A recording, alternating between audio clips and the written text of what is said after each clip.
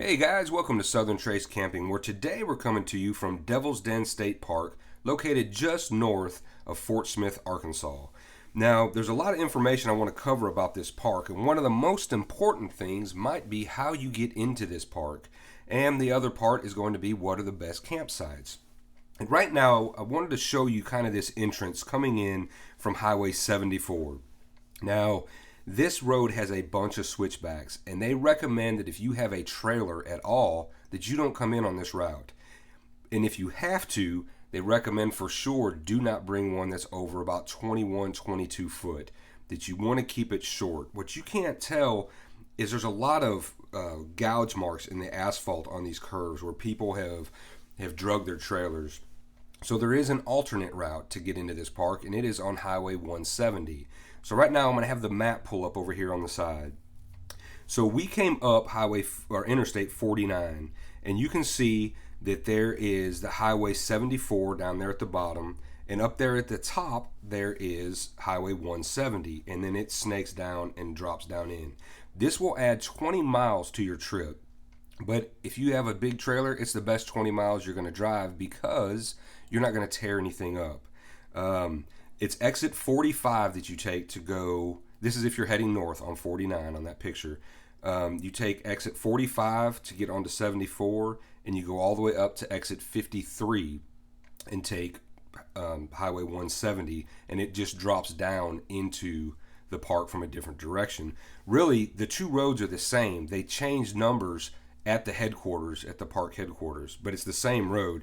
Just, if you can tell on that map, 170 has one switchback to it, and it's a very easy switchback.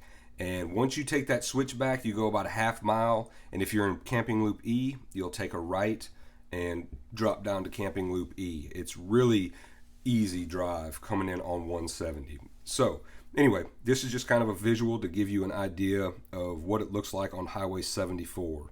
I highly recommend Highway 170 because that's the way we came in and had no problems. So some information about this park that might help you better plan your trip. You need to know there is zero cell service. I did not talk to a single person with Verizon or anybody else that had cell service. So just know that going into it. If you do need to get contact outside of the park, you can actually go up this Highway 74 that we're on right here to the first place where you can turn around. It's about 2 or 3 miles up, and there's a wide shoulder where you can kind of turn around, and you'll get cell service there. The only reason I know that is in order to make this video, I had to turn around, and when I did, my phone went off like a ping pong ball machine and just went nuts. So right now we're dropping down into the park, and there's parking here on the left, which starts one of the Devil's Den trails. There's several starting places for that. And right here, if you look on the left, you'll notice this is the main headquarters. And you can see that it is just a very small loop right there. We're going to kind of turn in there. And this is where you would come to check in. Like, again, go to your campsite, get set up, then come back up here and check in. This is a very tight area. A lot of cars coming and going through here, and you could get stuck here for a while. So go to your campsite, get set up, and then come back to the ranger station here and get checked in. So now we're going to drop back down onto the main highway that was right here. This is Highway 74. Actually, right there at that sign is where they changed, Highway 74 and 170. So right now we're on 170. And as we drop down here, you will notice there's another building right there in the trees, and that is your lodge and swimming pool and kind of an overlook area of the picture that you've probably seen with the dam that has all the water flowing over it. That's all right there. And we're going to kind of go around this curve here, and there'll be more parking for the Devil's Den trails. There was some at the top of the hill, and then there's some down here at the bottom of the hill. I highly recommend those trails, and any little side trails that you see while on these trails, take them and explore them because they lead to different little caverns and other places that your kids, just great photo opportunities. But if you see this guardrail right here, and you kind of see right there kind of a clearing in the trees that goes back that way with the water on it, that's the end of the trail. And if you're wanting to just see the big waterfalls, you can step over that guardrail and walk, I don't know, a half mile maybe, and you'll be right there at the big waterfalls. So that's kind of a shortcut to the end of the trail to the waterfalls. So right now we're going to go back around to where Camping Loop E is at. They do offer Wi-Fi at this park. You can get it at the headquarters for free. You can log in as their guest, so you can get emails and stuff if you go drive up there. You can park outside and log in, or within the park you can buy Wi-Fi. It's through a third-party company. I did not check that out, but I was told that it's like $20 for 5 gigs, and that's per device. So I can't verify that, but if you're there, just know you do have options. If you have to do work-related stuff, there are options for you within this park. Now, the caves at this park have been closed for 10 plus years. You can get down next to the caves, and there's some ravines and stuff around them you can climb all through, but actually going down in the caves where the bats are at, that you will not be allowed to do, because they've got them barred off. I mean, there's doors and stuff there, but it looks like a prison cell almost going into those caves. Something interesting about Arkansas state parks, if you're not familiar, they don't have gates where you check in or out with a security guard. They have highways that run through them, so just know that might catch you off guard. There are no entrance fees, so to speak. So right now we're getting ready to take a left onto Highway 220. If you were coming 170, you'd come down this hill and you'd take a right here. So I'm telling you this in case it's dark and you're showing up after dark like we did. Now here's what's very important. At the end of this guardrail on your left is where you take a left into the Campground Loop E. Now why that's important is there's no break in the white line there, as you saw. So we were doing this at night in a heavy mist and fog, and you're kind of dropping downhill. You can't tell this right here, but we're going downhill pretty steep, and you're turning off into what you don't know if there's something there or not. So just know that you can take a left right at the end of that guardrail, and it comes down into Camping Loop E. Now, Camping Loop E is basically shaped just like an 8, and you're coming in right in between the two loops. And you come in, and I'm going to go to the right, I believe is where I go first, if I remember how I did my video. And I'm going to the right first because that's kind of where we're set up, and I liked these sites the absolute best, and we will go over that on the map here in just a few minutes. But you can't tell it, but right back behind these campsites over here, we're the open range that is right there on the left with the outdoor kitchen open. There's a big creek back there, and man, there's a big drop off right there, and it's kind of like a little bluff, and the kids climbed all over it. If you have little kids, you might not want those sites because kids could get hurt. I highly recommend, no matter where you stay in this park, go explore that creek. There's trails that run alongside of it, and man, just go and play. Skip rocks, build little rock bridges out to the middle of this creek, and just have fun. We had some of the most fun really getting down in those creeks and being away from everybody, and just letting branches and all different kinds of things float down the trees. We did a game where the water was lava. You couldn't touch the water, so we had to make bridges out to small little islands and stuff using rocks. And, just get out there and use your imagination and have fun with your kids. They do, and you will see on the other side of this loop, this is the main road we came in on, so we're looping back and we're dropping back down, and instead of taking a right like we did earlier at the fork, we're going to take a left. They do have a basketball court and a baseball diamond that's down here to the left, and it's the top of a trailhead.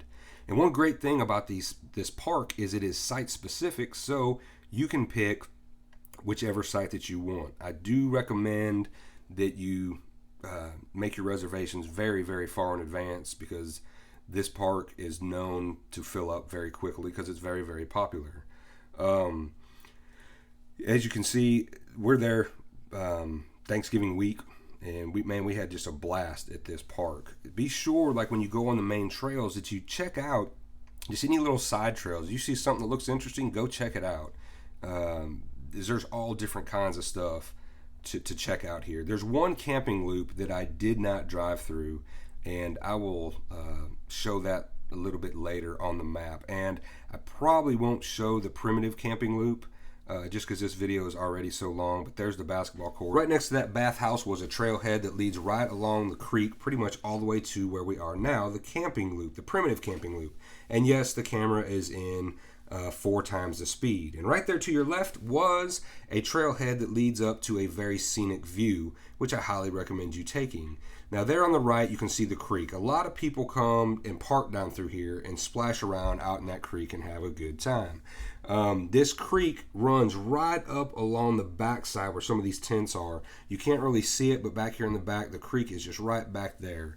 One thing about the bathhouses here, they're heavily used, but they are very clean, and they're open air. So in the winter, they're going to be very cold, and in the summer, I imagine they're very hot.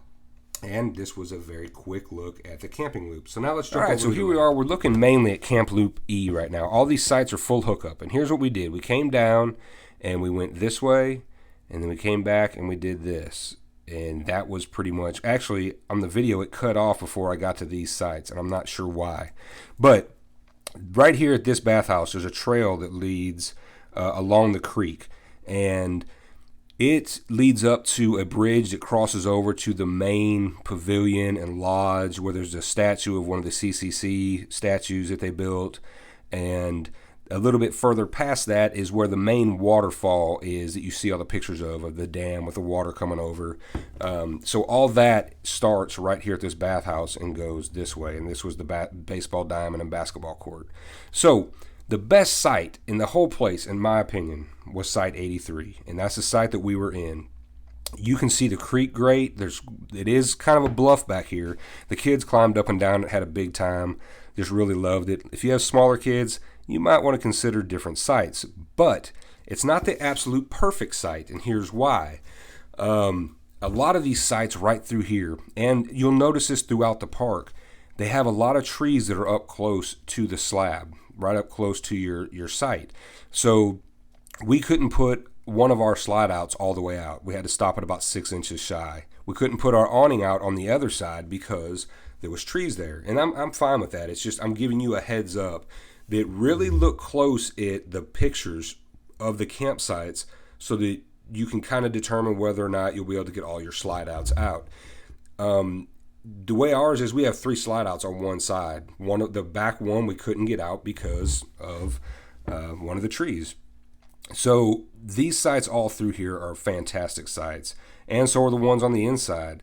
The only place that I really noticed that the sites weren't that great were really probably these 3, possibly 4. This is kind of a hill that kind of rolls up, and they seemed very unlevel.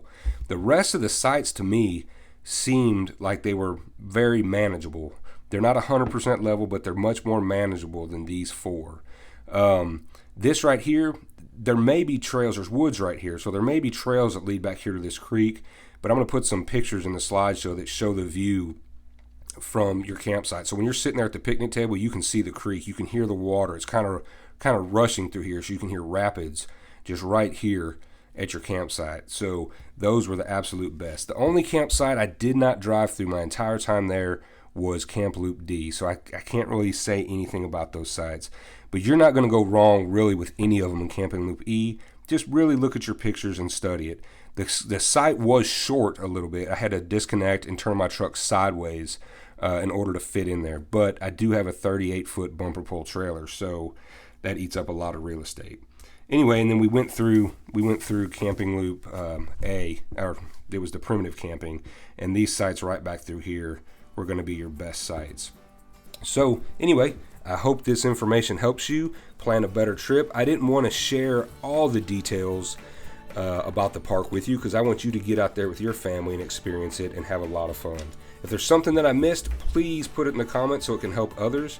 And if you like this kind of video, please like my Facebook page and YouTube page, SouthernTrace Camping. Anyway, y'all, get out there with your families, have fun, be safe, and God bless.